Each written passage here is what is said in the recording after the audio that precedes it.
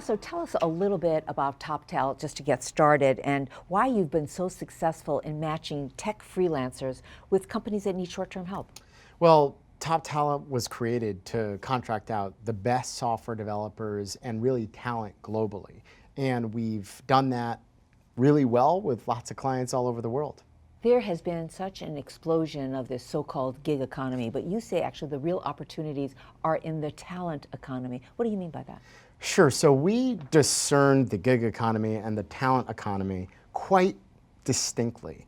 We look at the gig economy as temporary work that can be done that's rather ephemeral, low-skilled labor, so on and so forth. Whereas the talent economy is really about long-term opportunities, high-skilled labor, so on and so forth. And so if you break them out, you'll see a very big difference between the gig economy and the talent economy.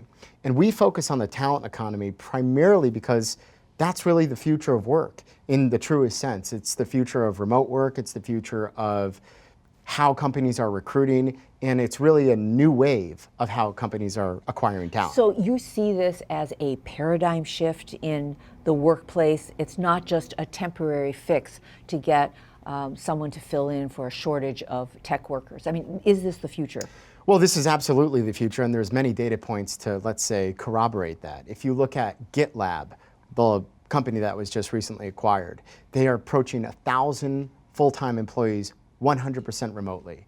If you look at InVision, they're approaching 1,000 employees as well, all remotely. Automatic, the company that owns WordPress, again, another company that's completely virtual, approximately 800 full-time employees, predominantly high-skilled labor. And so if you look at that, and you look at the composition, and you look at how companies are acquiring talent in this new, what we think of as the talent economy, it's much different than recruiting locally, just acquiring talent based on where people are and working to get the talent in that way. It's really about how globally can we attract the best talent and create a true talent economy for, well, in our case, our company and our network, and in their case, their companies. Here at the Fortune CEO Initiative Conference, one of the concerns for big and small companies is getting skilled workers and getting them quickly, people who are experts on AI and blockchain and data analytics. But they may not be comfortable with this remote concept. But how do you satisfy this huge demand for talent? Well, you really have to understand it and embrace it. And if you look at Zoom, if you look at Slack, all these successful IPOs that are coming to light, what do? They really allow remote work to happen. That's pretty much all they do.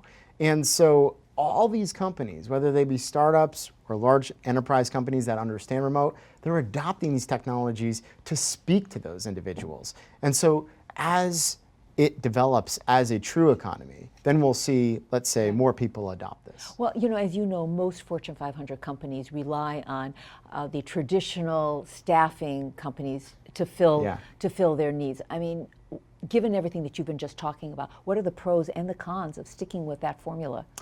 Well, I have a rather subjective view on this, and that view is that there really are only cons. The future is remote. The future is working in a distributed model, agile workforces, as some people call it, blended workforces, as others call it. However, there are so many people now that actually won't go back to working in an office because working remotely has proven to them to be so successful, both personally and professionally. And so it's not just the fact that they can work remotely and it actually works for their profession, but it also cuts down on their commute.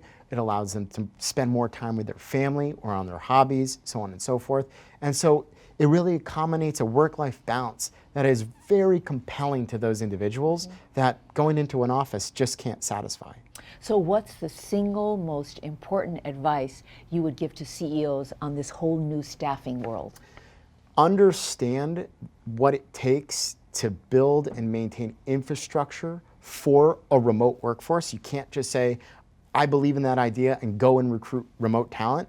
You need to have the systems in place, you need to have the policies in place, and probably most importantly, especially in large organizations, you need to have buy-in from all the constituents across the organization. So it's very important to have a very holistic approach to the talent economy, working remotely, and really everything that comes with that. how far off is this kind of buy-in? Well, let me use some data to corroborate my answer. About 10 years ago, there was really one company that existed that had a fully distributed workforce. Today, about 10 years later, there's approximately 100 companies that are fully distributed that are, let's say, 50 full-time employees or more. Just plot that on a chart, and that'll be your answer.